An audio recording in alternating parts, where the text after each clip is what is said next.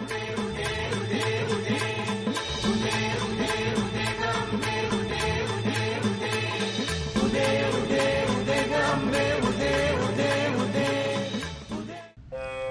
नवरात्रात देवीच्या ज्या 9 स्वरूपांची आराधना करतो त्याचे हे गुह्य स्वरूप आहे.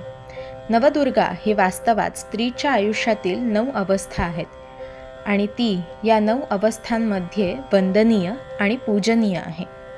जन्माला आलेली अबोध कन्या म्हणजे शैलपुत्री, तर कौमारी अवस्थेतील ती ब्रह्मचारिणी आहे.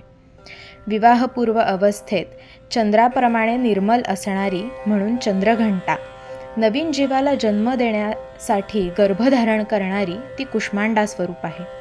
अपत्याला जन्म देणारी स्कंदमाता आहे. संयम आणि साधना धारण करून प्रपंच करणारी ती स्त्री कात्यायनी स्वरूप आहे.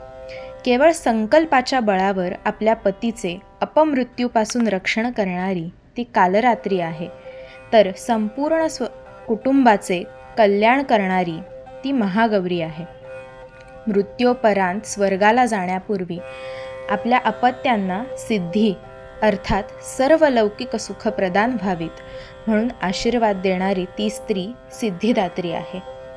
स्त्री ही सर्व स्वरूपात वंदनीय आणि पूजनीय आहे. आपली मातृ उपासकांची संस्कृती आहे. म्हणूनच आपल्याकडे यत्र नार्यस्तु पूज्यते रम्यता तत्र देवता असे सन्मानपूर्वक सांगितले जाते. परंतु अब्राहमिक धर्म स्त्रीला उपभोगाची वस्तू मानतात. अब्राहमिक धर्मांच्या आक्रमणामुळे आपल्या संस्कृतीमध्ये सुद्धा या विकृतीचा प्रचार आणि प्रसार झाला. कारण मुळातूनच पुरुषांची प्रवृत्ती ही स्त्रीला गौण आणि आपली मालकी हक्काची वस्तू असण्याचे समजले आहे. अब्राहमिक धर्म याच भावनेला खतपाणी घालतात.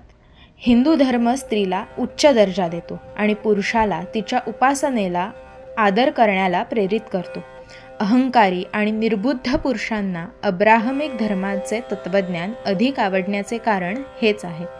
आपल्या संस्कृतीमधील हे अब्राहमिक भेसळ काढून टाकून आपल्या धर्माला पुनश्च मूळ स्वरूप आणि वैभव प्राप्त करून देणे आवश्यक आहे.